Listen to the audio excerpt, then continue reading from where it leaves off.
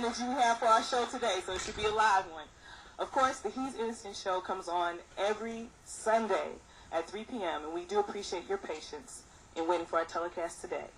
This is the one-stop shop to get all the facts about Dr. York's case, the case of Dr. Malachi Z. York, the master teacher, his case, and the fight for his freedom.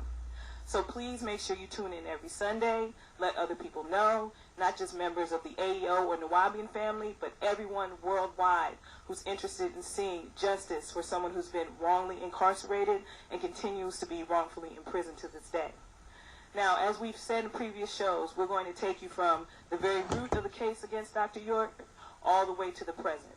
So today we're starting even prior to the arrest with the conspiracies. There were many people who felt disgruntled, who were coerced, who were taken advantage of and used to plot against Dr. Malachi Z. York to stop what he was doing. So we want to kind of get to the root of why these conspiracies took place, what was the mentality of the people behind the conspiracy, and at this point in time, let's look at what we can do to make it right, right?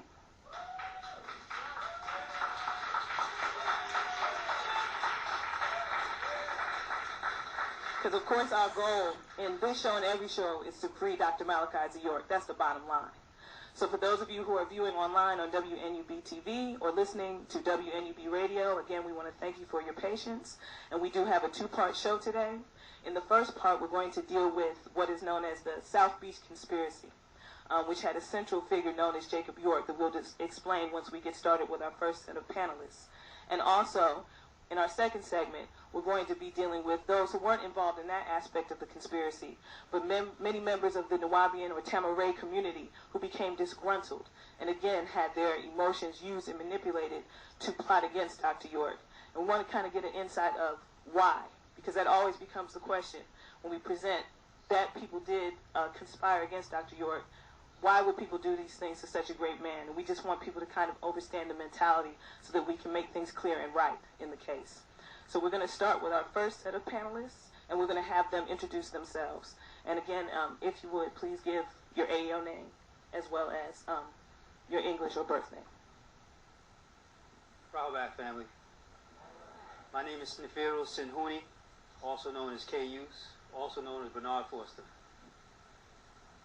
My name is Neb Basul Atum Ray, known as Damon Pryor.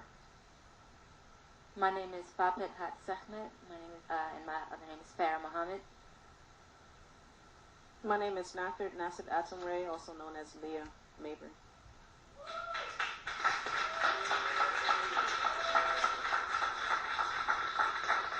And we want to thank all of you for being on today. And if you do have questions in the listening or viewing audience, if you are on WNUB TV, please feel free. You can type in your questions on the chat, and they will be communicated to the panel once we ask our initial questions. And also for our audience here at Mirror Number 9, if you do have any questions, we're going to ask them to the panel after we've done the initial questions, okay? All right, so we would like to start with the brother Bernard Foster, also known as Brother Cayuse. It is to our understanding that there was some kind of indication of an intent to make some kind of plot against Dr. York, even prior to the South Beach occurrence. Could you explain what you know about that? Yes. What most people don't know is that most of these individuals who testified on behalf of the prosecution were children who were raised amongst our community and on our land, Tamaray, which is at 404 Shadydale Road. Even prior to the arrest of Dr. Malachi Z. York, we lived in our land, our culture. And within our culture, there were things that we didn't allow our children to do. Most of the things that most people don't want their children to do. We didn't have drugs, we didn't have alcohol, we didn't have crime of any type. We didn't allow our children just to run around unchecked, to watch anything that the public TV had on TV. We had a high standard of education for our children, and just like children do at times, children could be a little wild at times and want to do things outside of those things we had already regulated that children shouldn't do, such as hang out late at night. We had groups of children who used to hang out They would sneak into places here and there when they had an opportunity and do the things that adolescents do. That was not allowed. Several times, a lot of those children would get caught. And I am speaking in general as well as specifically about the children who took part in the prosecution of Dr. Malachi Z. York. There came a point in time where, after being caught enough times, and whatever punishment was dealt out, we didn't beat our children, as most people in society may think or do. We may have punished them by taking away certain privileges of that nature. There was a point in time where some of these children had gotten together at one night and snuck into one of our buildings, which was Hathor's recording studio, and they had spoken about their being disgruntled. And they actually wrote a letter explaining exactly what they were disgruntled about and how they were going to set Dr. Malachi Z. York up. Eventually, that letter circulated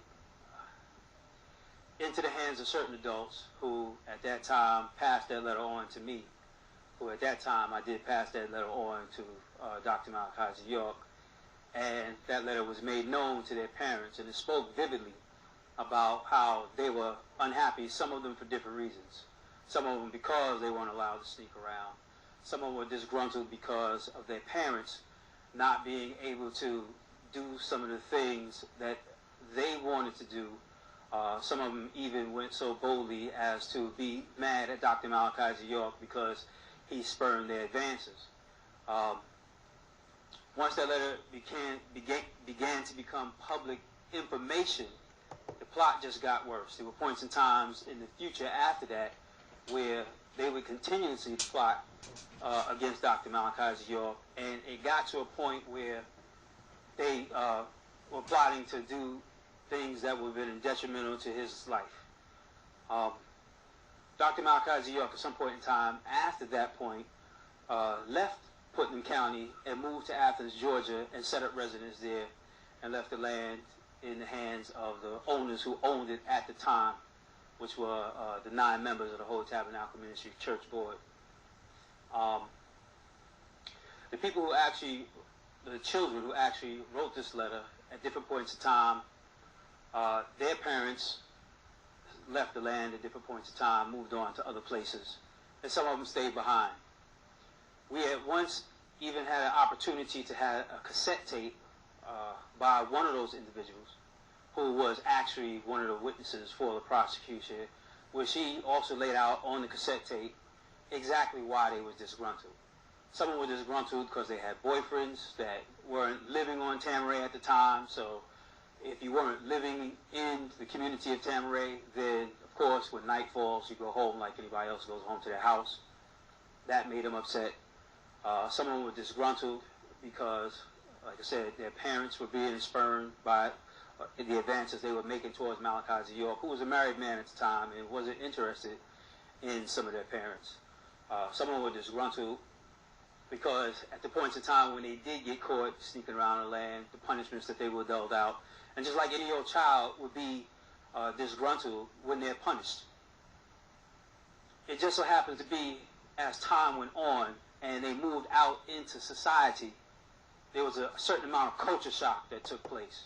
Living in a culture where they weren't just allowed to do things, where they had to go and get their education, where they had to be disciplined, they had to dress appropriately, into a culture which allows you to do just about anything you want once you reach a certain age. And even now we see